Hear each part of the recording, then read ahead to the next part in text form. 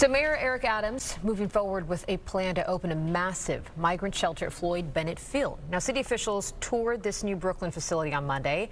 The shelter is ready for the first 500 people to move in. It can house up to 2,000. But some leaders in the area, they are expressing concerns over the remote location. A lawsuit has been filed to block the plan.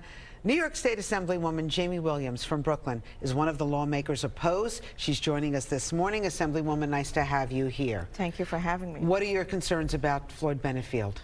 First of all, we've been very consistent on our plea that Floyd Bennett Field is #1 a national park, unfit to house anyone.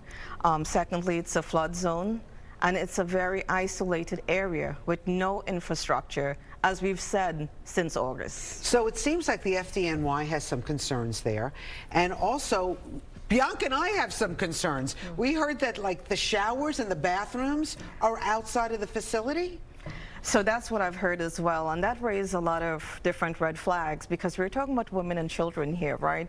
So you leave your cubicle and then you go out, you shower, then you come back in. What about if your child has to use the bathroom throughout the night? I mean, you're putting these women and children in could possibly be some type of a danger.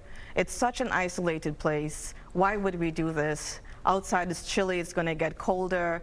It's just a disaster waiting to happen. You know, the other thing is there's lots of talk about human trafficking and that a lot of these women are being abused. Have you heard anything about that? I mean, that could be possible, right? We don't know for sure because there's the lack of transparency coming through the border. Our borders, it's not being secured, so who is to say?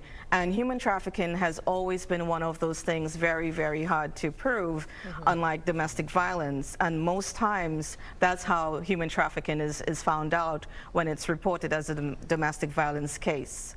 So we have to do better as lawmakers and be transparent in what it is we're doing. If there's no transparency, we're just, you know, things could happen. But it's also, you're saying, you know, be transparent as lawmakers. Well, let's take it to the top, because this is a national issue that has become a local issue.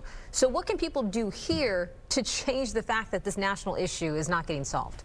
Well, that's why in our district in particular, myself and Councilmember Joanna Ariola, who represent that part of Queens, we've been the only two really standing up and really talking about this and advocating in the sense of for our community. If more elected officials come together and do what? You know, to advocate. Is that voting for an administration change? Like, what does that look like? What are the practical steps so that you can kind of fix this national issue to stop it from becoming a local issue? Well, first, come together, call upon our governor, right? Because it's not just a city problem, it's New York State. You can... But the governor's happy about this. Correct. So if we don't come together as electeds, whether it's Republicans, Democrats, we have to come as a bipartisan body to address this issue, and it's from the top down. What would you like to see the governor do to change this? First, revoke that lease at Floyd Bennett Field. But she's happy about it. Right. She's so happy that the feds gave this to New York City. Well, it's all the red flags. We have shown them, and it's a disaster, as we said, waiting to happen, and it's going to be on her back. But if it's not at Floyd Bennett Field, where would it be? Where would it be? That's why we need to have an open communication, because the rest of the state can open up and there are hotels that can probably take these people, but again, it goes back to tightening our borders, and it stops at the border. Should we turn the buses around? I mean, what should we do? Could you turn the buses around? I don't know. I hear the mayor's offering free tickets to people to go somewhere, right? I don't know. Is that true? Free tickets, free e-bikes, unlimited calls. You know, just imagine all these things being given out, and then you have homeowners, taxpayers, just, you know, living every day trying to keep the roof over their head and pay their taxes and just go to work. You know, how do they feel? They have lost their faith in government because of everything that is happening in force. You brought up the e-bike situation. We did have somebody from the legislature in Albany, and they said they're going to take up e-bikes in January. But I mean, in the meantime, what is the situation like in your neighborhood? Because I know in my neighborhood, people are getting hit. I mean, it's lawless everywhere. which way, going faster than cars? Well, it's definitely recklessness in our local streets. They're not following traffic laws, and they're not insured. They're not regulated.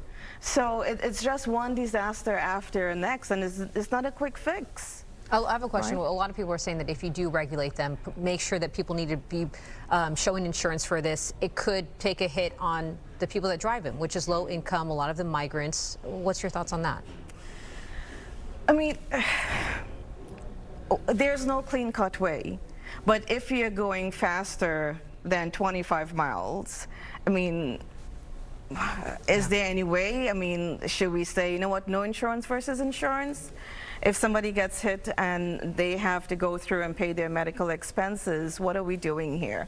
So it's not a migrant, low income, but it's what is right. We need to do what is right. State Assemblywoman Jamie Williams, good luck in your fight. You're in the Mill Basin area of Brooklyn, right? Yes, Mill Basin Marine Park. Anyway, thank you very much for coming on Good Day New York today. Thank you for Appreciate having it. me.